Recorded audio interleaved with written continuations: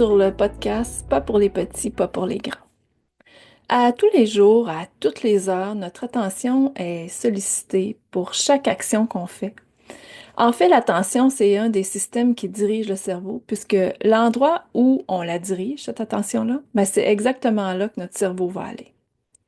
L'exemple qui me vient en tête, c'est un peu comme quand on promène un chien en laisse. Disons un chien qui est pas trop bien dressé, là. Du moment où il veut aller à droite ou à gauche, parce qu'il a vu quelque chose qui l'intéresse, qui attire son odorat, sa vue, ou parce qu'il a le goût d'aller jouer, le maître qui est en arrière de la laisse, il va suivre le chien là où il veut aller. Tu sais, c'est un peu comme, imagine là, les vidéos qu'on voit parfois sur les réseaux sociaux, puis que tu vois le chien partir à la course, puis que derrière, il traîne son maître. L'attention, ça peut ressembler un petit peu à ça. Donc aujourd'hui, c'est de l'attention que j'ai le goût de t'entretenir parce qu'en tout temps, elle est essentielle dans tout ce qu'on fait.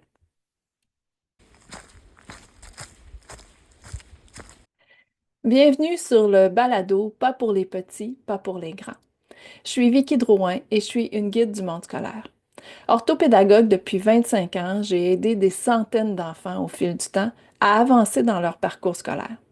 Dans ce balado, je t'accompagne, toi, le parent, puis je te conduis, puis je te conseille dans le choix des attitudes puis des interventions à développer, puis à appliquer aussi afin que tu puisses soutenir activement ton enfant dans sa motivation scolaire, puis vers sa réussite éducative. C'est un pas pour les petits et un pas pour les grands. L'attention, c'est un sujet récurrent.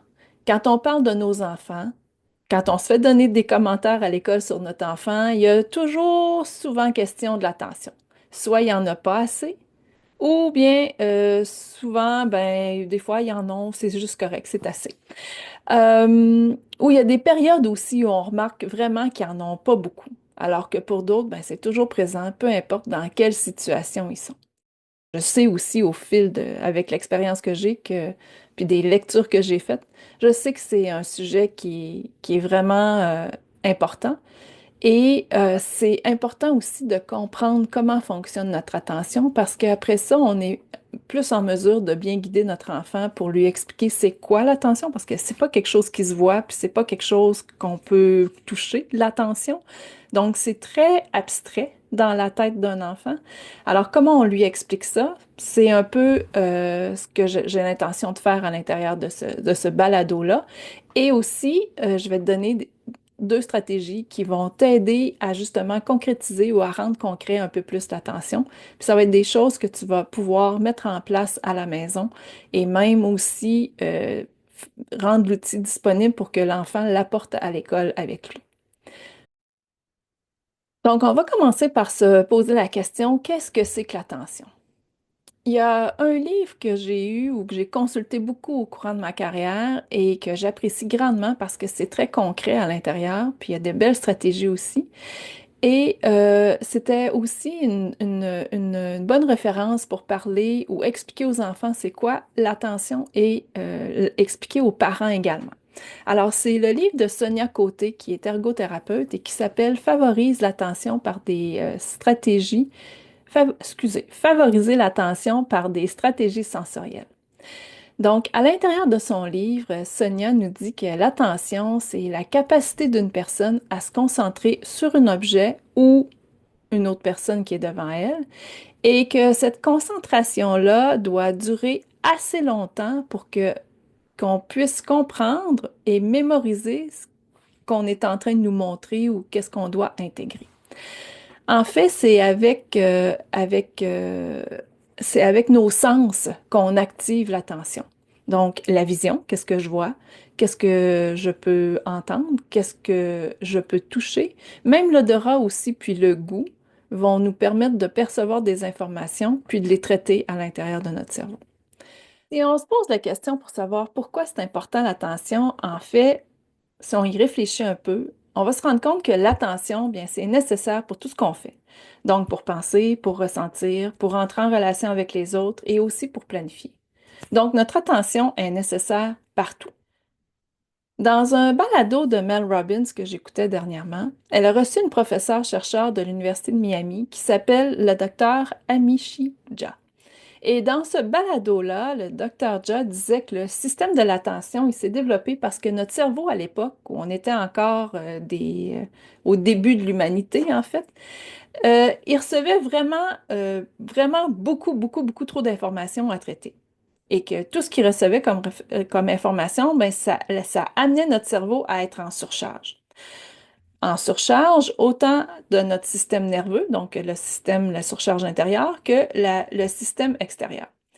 Et ce qu'elle expliquait, c'est que le système de l'attention s'est développé à partir de ce moment-là, ou en tout cas à ce moment-là, pour être capable justement de prioriser toutes les informations qui rentraient pour comprendre qu'est-ce qui se passait à l'extérieur de nous, mais aussi à l'intérieur de nous. Donc, c'est un système qui est en évolution depuis très longtemps.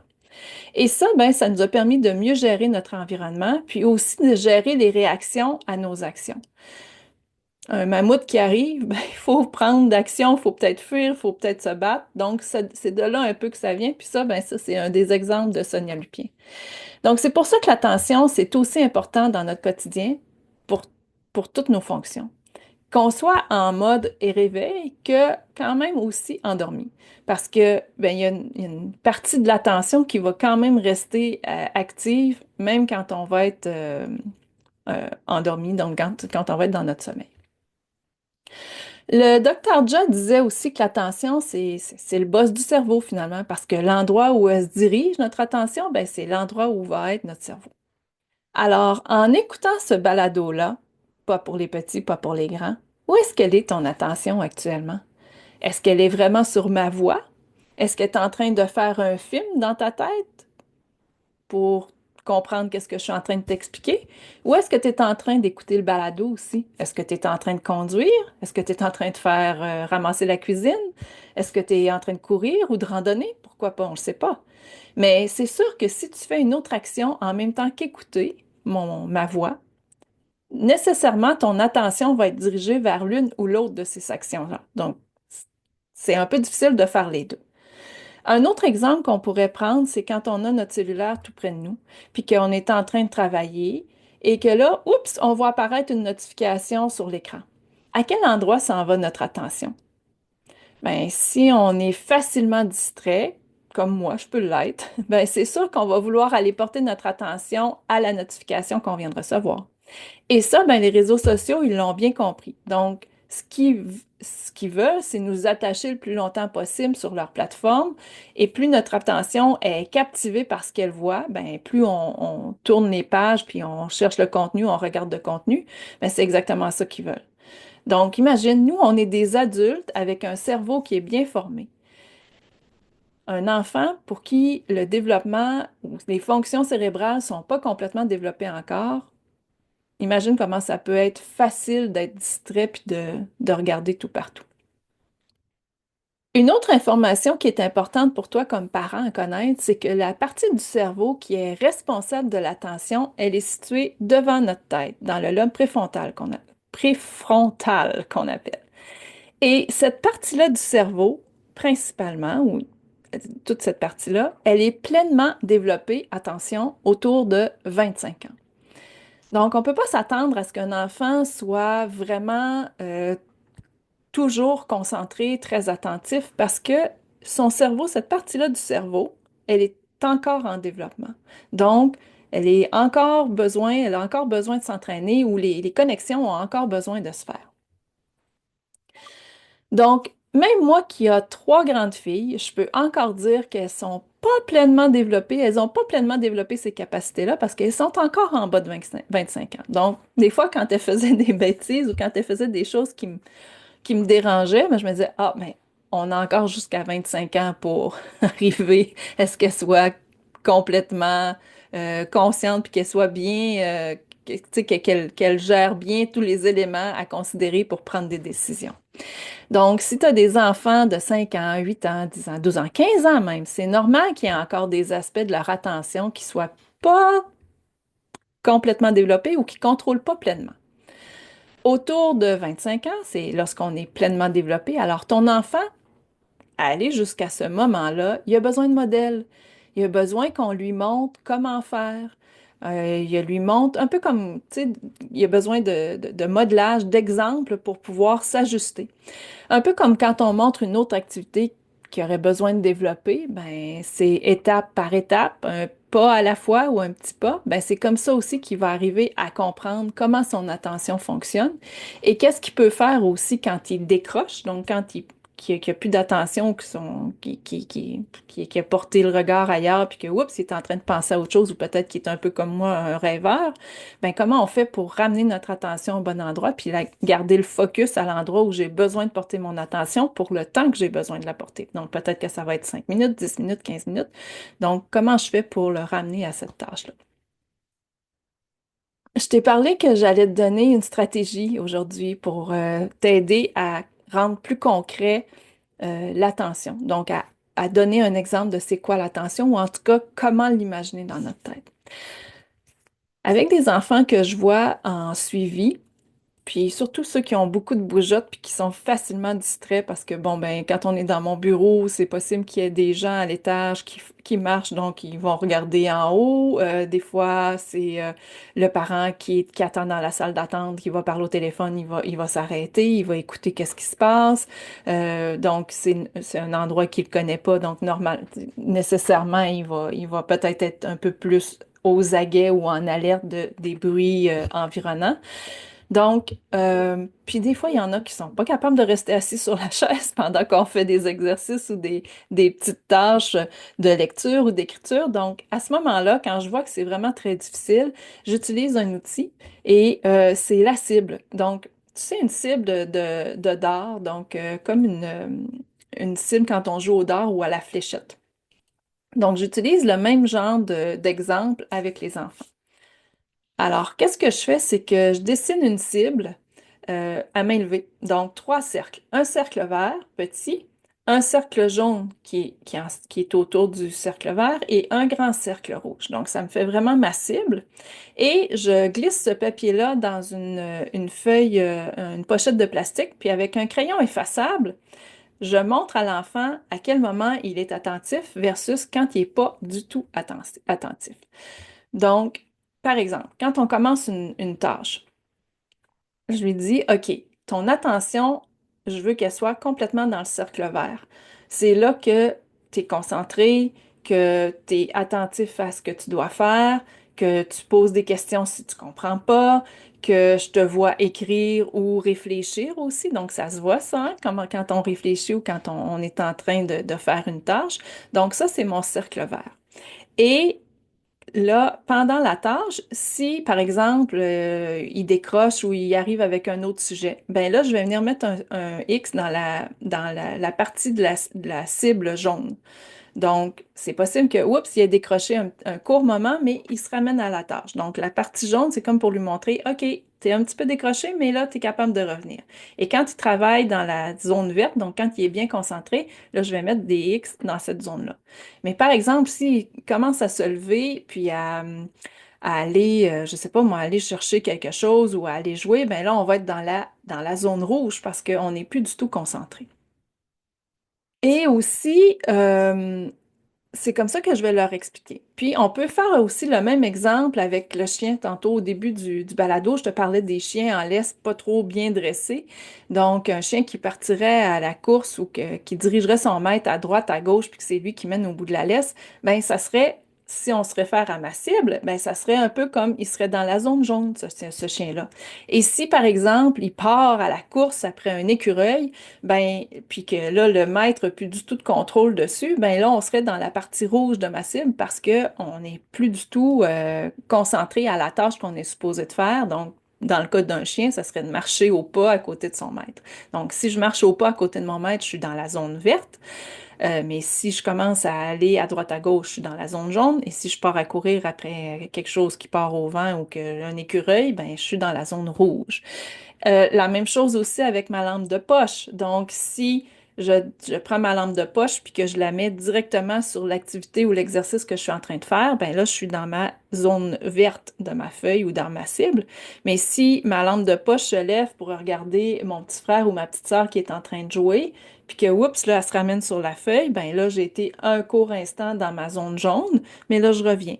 Et si ma lampe de poche, elle regarde dehors pour voir, je sais pas, moi, papa ou maman qui est en train de faire quelque chose à l'extérieur, ou maman qui cuisine, ou papa qui est en train de, je sais pas moi, d'aider à couper des légumes, ou peu importe c'est quoi l'exemple, puis que moi je veux aller l'aider, ben là je suis dans ma lampe de poche, elle est plus du tout sur ma feuille, elle est vraiment dans la zone rouge.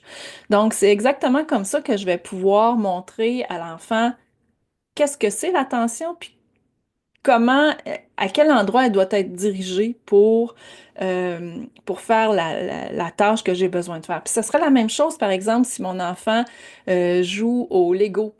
Donc, on pourrait complètement, tu sais, un enfant qui est en train de construire quelque chose ou qui est concentré dans son jeu, un jeu de société, ben, on pourrait avoir la même cible à côté de nous pour dire, ben, regarde, quand tu joues au jeu ou quand tu es en train de faire la tâche que tu as le goût de faire, ben, voici est où ton attention. Puis on pourrait montrer avec les trois niveaux là, de notre attention où est-ce qu'elle est. Donc, plus on le fait, puis on n'a pas besoin de le faire très, très longtemps. Moi, des fois, avec des enfants, le premier suivi, je leur explique, puis là, on modélise l'attention. Puis au deuxième suivi, je ressors la feuille. Et là, on fait encore nos X, puis parfois après le troisième suivi, ils ont compris le principe, puis là, ils sont capables de dire, ah oui, là, j'ai décroché, ou ah non, puis je fais juste sortir la feuille, mais sans mettre les X dessus. Donc, c'est plus facile de rendre l'attention concrète pour des plus jeunes enfants, puis même aussi avec des débuts adolescents, là, fin primaire, début adolescent, on peut facilement aussi montrer comment ça se passe, l'attention.